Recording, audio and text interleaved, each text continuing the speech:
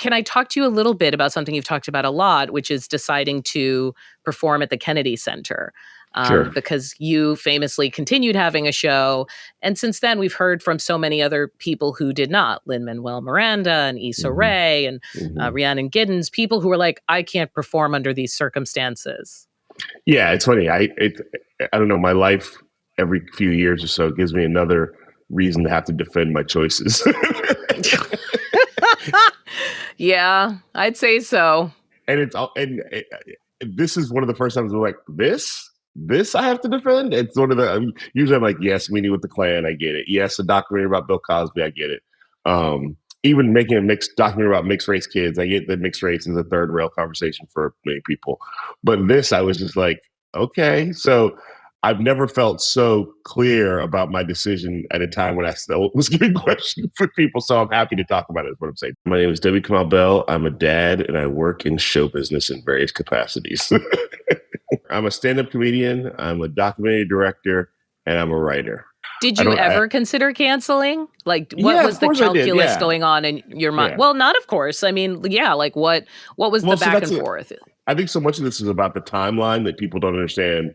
They read it in Yeah. the paper and they sort of think that that's the chain of events, or they think that chain of events is happening at some time near where they're reading it. Like I had a woman come up to me at I did one of the hands off rallies a couple weeks ago here in Oakland, and I spoke and I was very clear about we got to push back against fascism. We got to beat back the oligarchs. And afterwards, this older lady came up to me and said, "Are you still going to perform at the Kennedy Center?"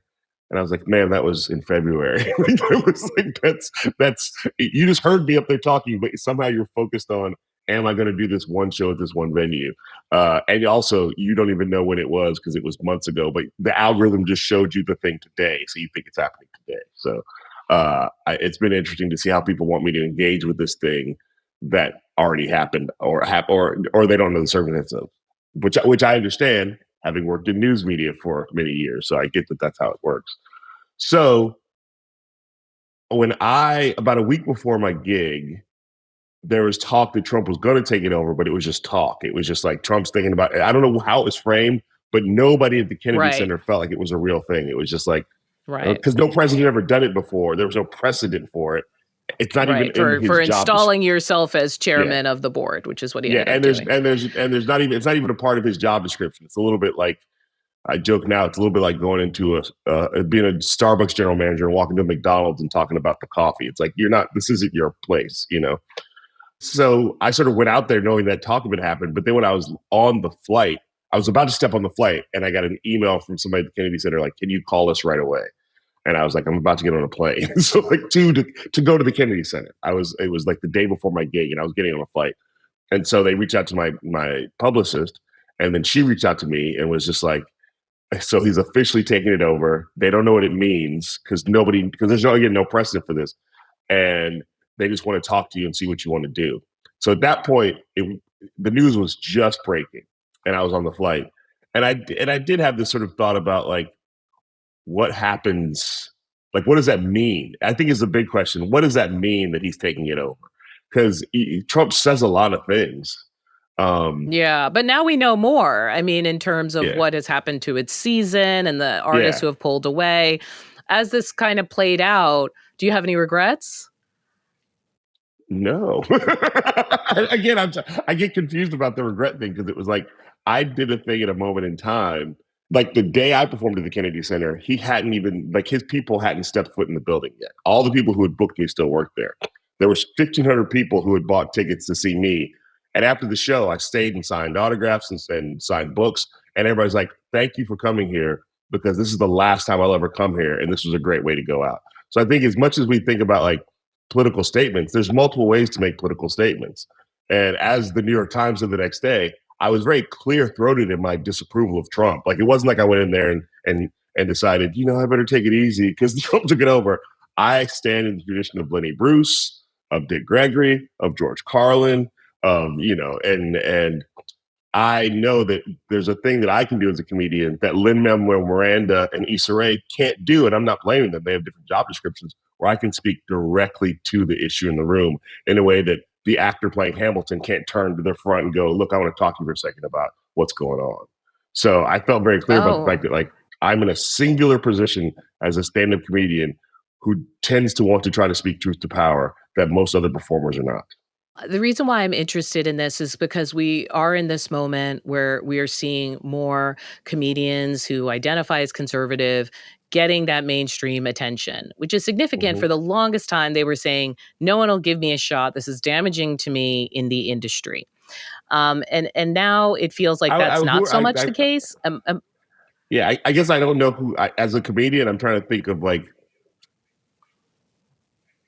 Oh, here, I'll give a name, for instance. So, like mhm, Tony Hinchcliffe, right? Going from being in Madison Square Garden, making his mhm, comment to like getting a Netflix show. And like he's doing well. He was not canceled, which I say because for the mhm. longest time, the people out front of the conversation of everything's too woke, I'll get canceled if I say X, Y, and Z.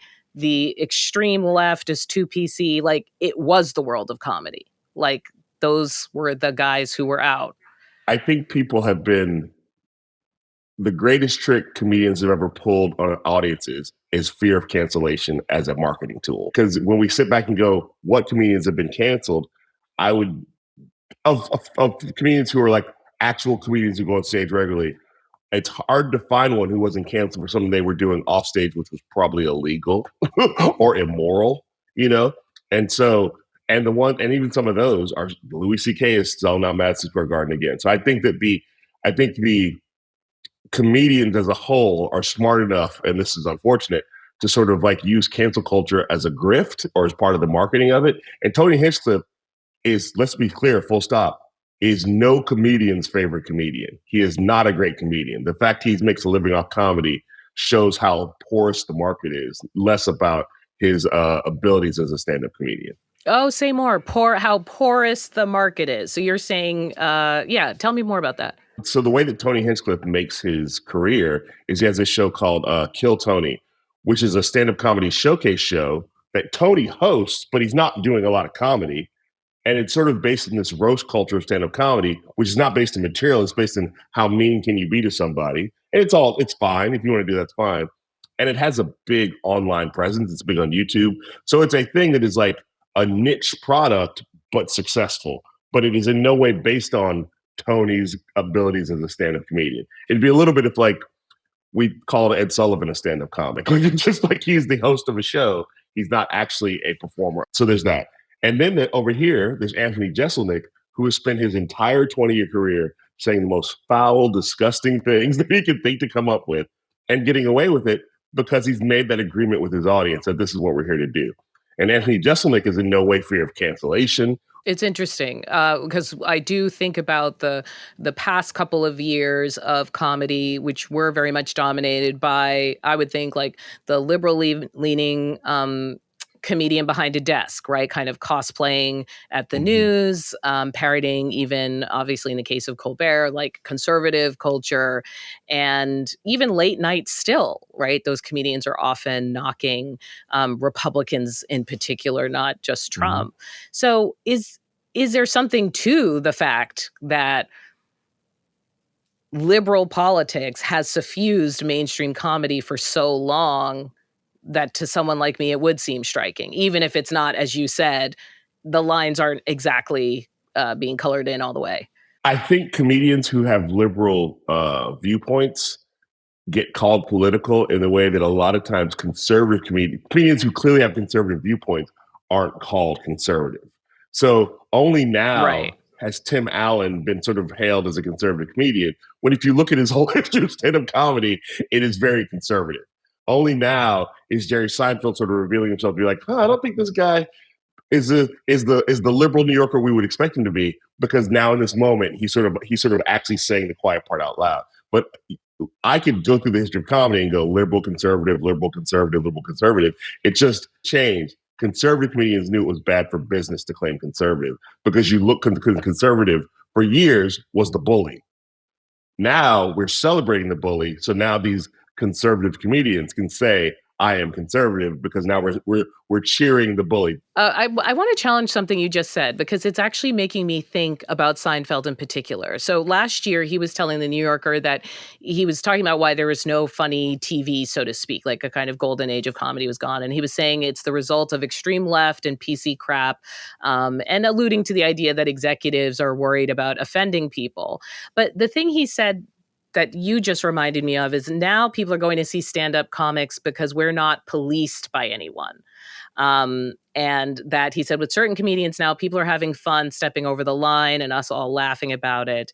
But it's because stand ups that really have the freedom to do it because no one else gets the blame if it doesn't go down well, which is fair. But it gets to that idea of a bully because I think Mm-hmm. that.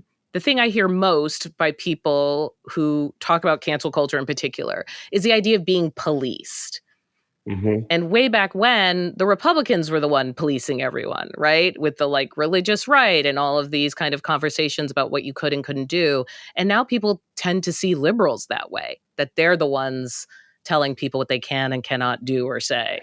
Like that is one of the common sentiments you would hear from very high profile comedians. And let me explain the difference between a high profile comedian and people of my level and below. They're talking about if I say the wrong thing, I lose business. Like if Seinfeld says something tomorrow that is like considered to be they will pull his reruns of Seinfeld off Netflix or wherever it is. Like we're not talking about comedians in the same way as people who are doing the hard work of doing 2 shows in Modesto, California this Saturday in front of an Right. audience of people who are waiting for the dance party to start. So I think that like when I hear Seinfeld complain about comedy, and this goes back, he had a point where he was like, I heard from somebody that comics can't perform on college campus anymore because the college audiences are too uptight and they used to be so like loose and now they're so tight. And I was at the time making a living off talking about racism on college campuses. I think in this, for people outside the comedy world in this moment, they do feel like it's maybe it's weirdly a more sensitive conversation than one would expect.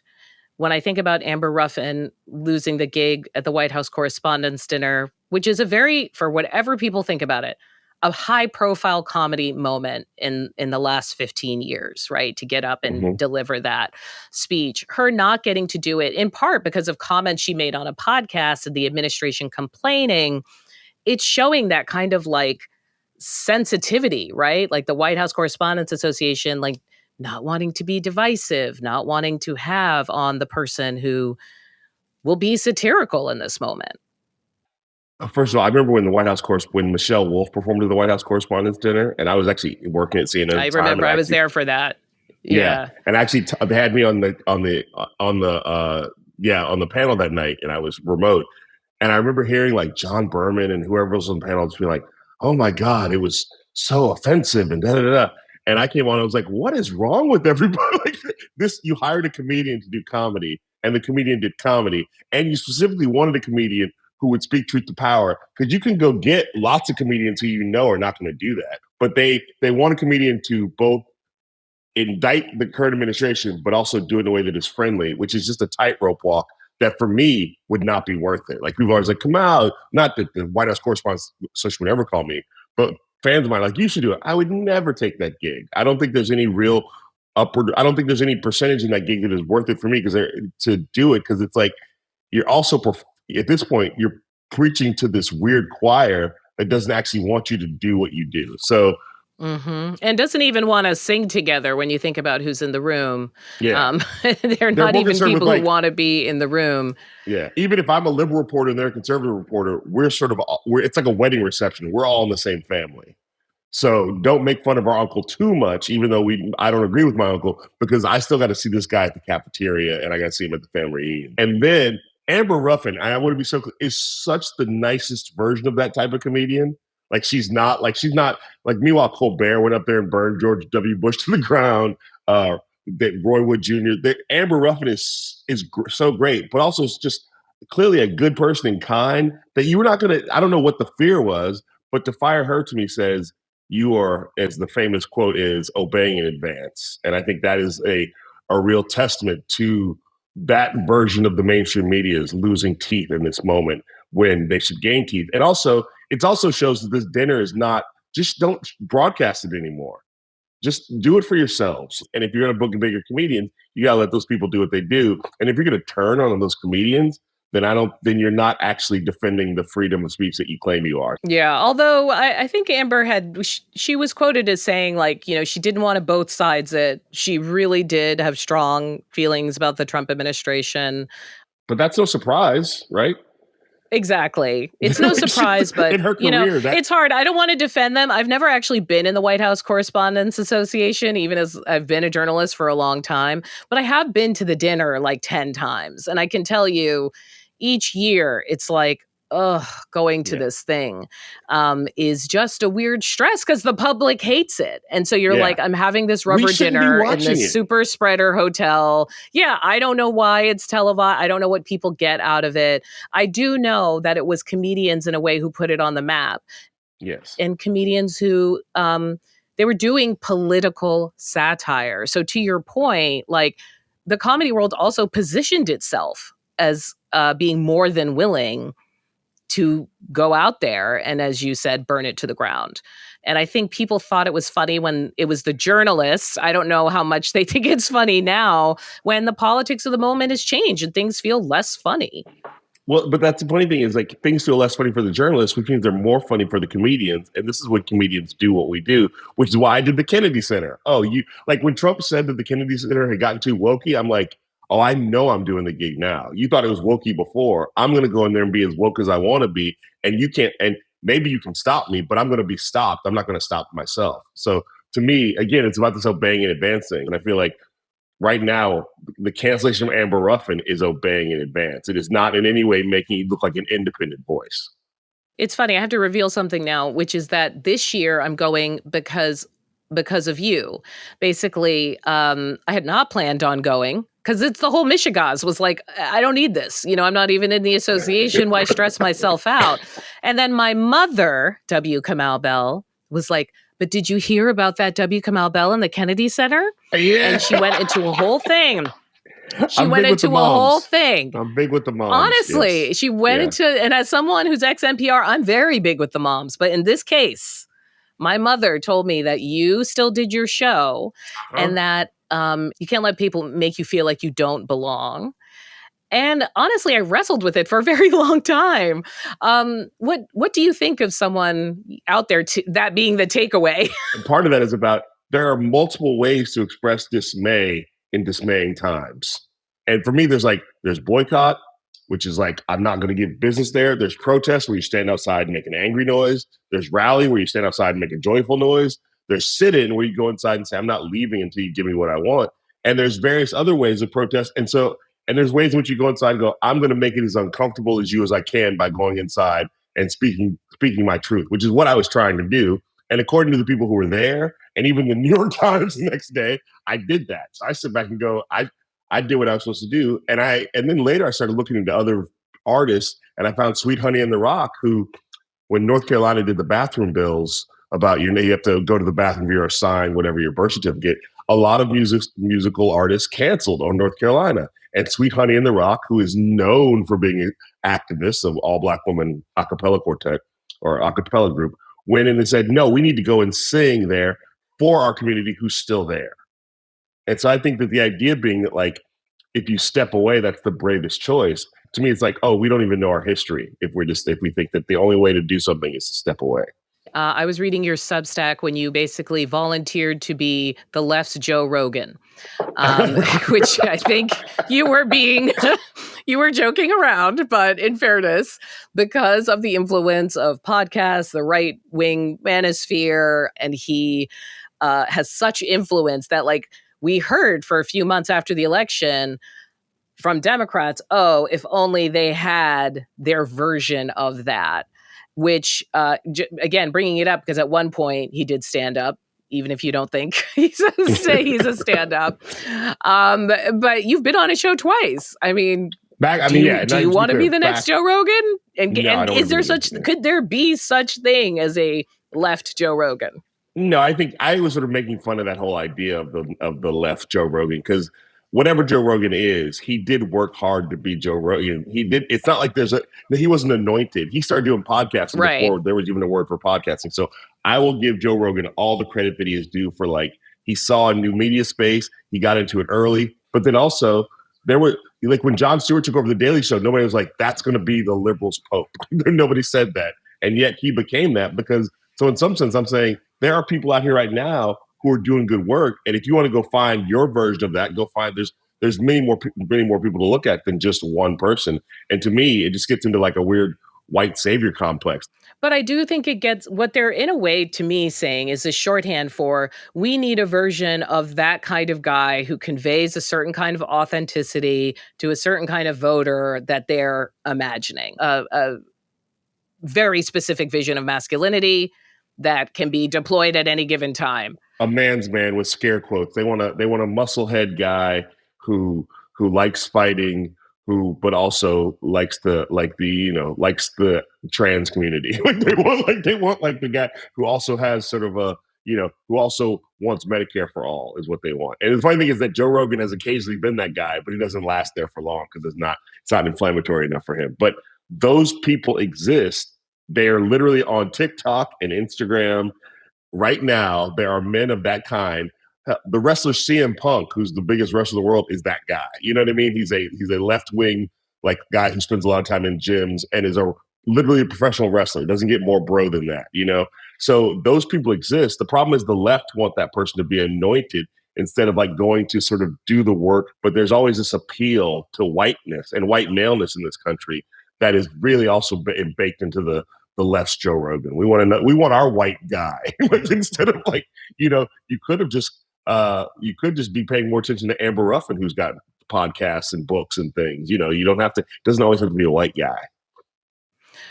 It's fascinating to me that you hold on to that term wokey, jokingly, and you talk about your style of comedy.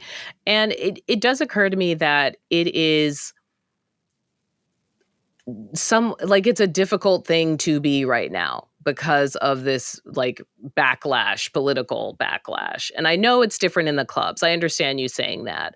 But I also think we're in a moment where people are much harder on that kind of comedy, that they consider it lecturing or forcing an idea on them, or, there's just much more of a freedom to say, no, I don't want that. And I think it's irritating that you're putting it out there in any kind of entertainment form. Mm-hmm.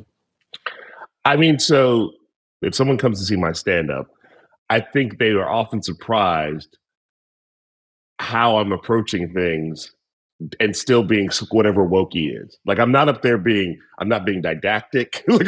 I'm still a person who's trying to be creative and write jokes that I think are entertaining. And now the drive shaft of that may be I'm a black man in America who's looking for liberation. But that doesn't mean that I'm saying that out explicitly in every joke. And I think that we are aligning wokey with boring or didactic or academic, when really the most wokey, the greatest comedians of all time on some level are often wokey. And that's George Carlin. If you go pull up some George Carlin bits, that is super wokey, but it doesn't mean it's not funny. And so I make fun of it all the time because I think when you hear President Trump say the Kennedy Center got into wokey, he couldn't define what woke is or where it came from. And so for me, I think we have this idea. Yeah. We've taken the fun out of woke, which the whole idea is when black people come up with stuff, it is embedded with fun, even if it comes from pain. Can you talk about that more? Because I think people think of the term woke now. It's completely divorced from its origins. Yeah. And as you said, now it has come to mean something really different. So the origins of woke, as far as the earliest version of it, is from Leadbelly, the blues singer. Blues is joy, is pain turned into joy. That's what blues is. And so it makes sense that a blues singer would be using a term that is all woke is saying is pay attention, black folks, America is not on your side. But turning it into something that is hey, stay woke. And it's turning something that sounds cool and hip and is also sort of in its earliest origins, white people are going to hear that and not know what it means. So it's coded language, which is most of what Black American English is coded language that now white people sort of are actively trying to get to. But the idea being that woke was just a way of saying, pay attention. Just because we demonize woke, it doesn't mean that all around this country, black people aren't telling other black people to pay attention to the world. We'll come up with another phrase. Maybe we won't let it go viral on the internet, but we'll always be coming up with ways to tell each other, be careful out there.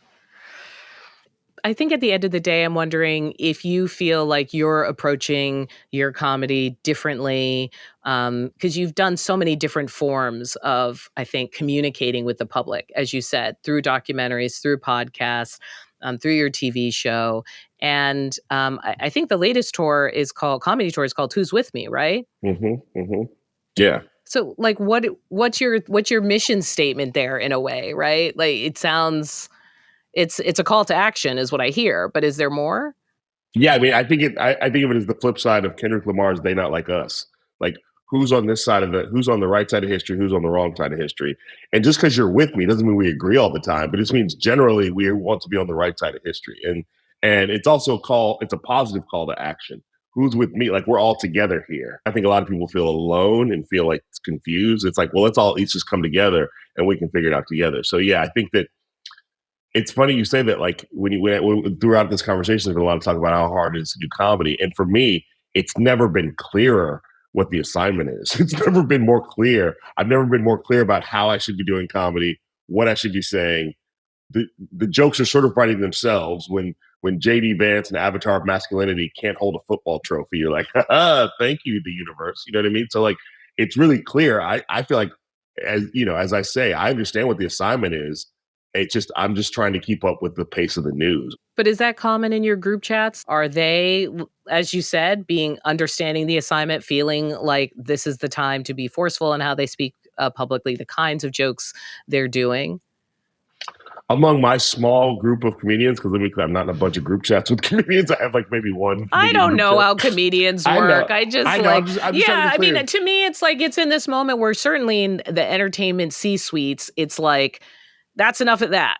You know what I Yeah, mean? If you think about like Disney kind of yeah, taking a hit and people right. just being like, we're not going to do this anymore, all that PC stuff, we got to Or you get think about back it. to X. Yeah, or you think about a network letting go of a show that was about a black man traveling the country and people coming together and talking across differences, and then deciding, we don't need that anymore. Not so much. Hypothetically, Yeah, yeah. There's hypothetically, let's vibe shift. Let's say yeah. there's a hypothetical vibe shift. So I would say this: like 2 years ago, I had a 2 year plan that was based on having a business relationship with a major entertainment corporation. It was like, this is what we're going to do with you over the next 2 years. It just sort of disappeared. So then I was like, well, what am I going to do? And that's when I was like, thank God I still have it in me to be a stand up comedian, because that's all I can sort of book the gigs myself, or me and my team can. It is on me to write the material. I don't have to wait for showbiz to give me permission to do things. So I feel really grateful that I developed an independent skill separate from the levers of show business, that I can still go out here and feed my family and have and still feel like I'm doing good work. It's not like I'm a juggler in my regular life. I can still do the kind of work that I would be doing on TV, but in a stand up comedy setting. I can sort of like make my own gravy, is how I put it. Like I don't have to wait for somebody else to make the gravy. I can make my own gravy. I feel bad for people in this business, especially black folks and creators of color, who are not in the same position to make your own gravy. If you're just a film director and you're waiting to be a film to be greenlit, you're in trouble. And so for me, this goes back to my mom. I feel like when I think about my mom, my dad, I come and my grandfather, he had 3 different jobs to make rent, to pay the bills, and then his community work. I'm just doing the same thing Smith Cheatham was doing. I got 9 different jobs to feed my kids, but I'm also still doing the community work. And also, you've written that you believe in showing up when the scrutiny gets, I think the term was most scrutinous. Yes, Like the sounds like me. idea that, Yeah. yeah, it sounds like something you would say, that in this moment, you're not feeling like the spotlight is too hot. Like you're going to keep doing what you're doing. One more for your mom and mine, I guess. Yeah, yeah. Have you surprised yourself in this moment about your showing up? Like, are there ways that you hope she's proud of you? Oh, for sure. So yeah, so I talked about the hands off rally in Oakland. This was the one from like 2 weeks ago, and I got somebody reached out to me and said, "Do you want to do this? Do you want to speak at the hands off rally?" And I feel very strange about being in a position of like speaking at a protest, because it's just like I'm Yeah. not I'm not professionally an activist. Like, so I don't want people to think that I am. It's really about, I don't want people to think that I think I'm a comedian. So, I mean, I do a lot for you. I don't want people to think that I'm caught up in my ego in that way. And I didn't respond to the email because I just was sort of wrestling with it in my head. And then my friend, Pastor Michael McBride, who's a local community activist here, who's literally like my guy who I go to if I need help, or he comes to me if he needs some fame, my modicum of fame. he basically called me up that morning. He's like, "Hey man, what are you doing today?" He's like, "I'm picking you up at 1. We're going to the thing. You're going to speak." Okay, Pastor Mike. So Pastor Mike started telling me that's what you're doing. I'm like, if Pastor Mike wants me to do it, I'm doing it because he's my guy. And then I got there and I spoke and said something, and I tried to be I always try to be very humble and like give it up for everybody and thank you for being here. Afterwards, I'm leaving and I hear somebody say, Kamal. And I turn around, it's my mom who had been at the protest. I did not know she was at the protest. She was just a face in the crowd that I did not see. And in that moment, I was like, how'd I do, mom? And she let me know that she was very proud of what I had done. And I love the fact that it happened. I didn't know I was performing for her, but I was. Like, I was like, I'm only here because of what I've learned from my family. So it wasn't my mom who made me be there, but basically my mom placed me there. And then she walked her 87-year-old self down from her apartment to the protest. Didn't know I was going to be there. And then suddenly her son is on stage doing this thing. So for me, I definitely want my mom to be proud of me, and I want her to be engaged in it and to see that I'm still running. I've taken over the family business. Well, W. Kamau Bell, thank you so much for taking the time to talk with us. Thank you for having me. It was great to talk to you. Finally, finally,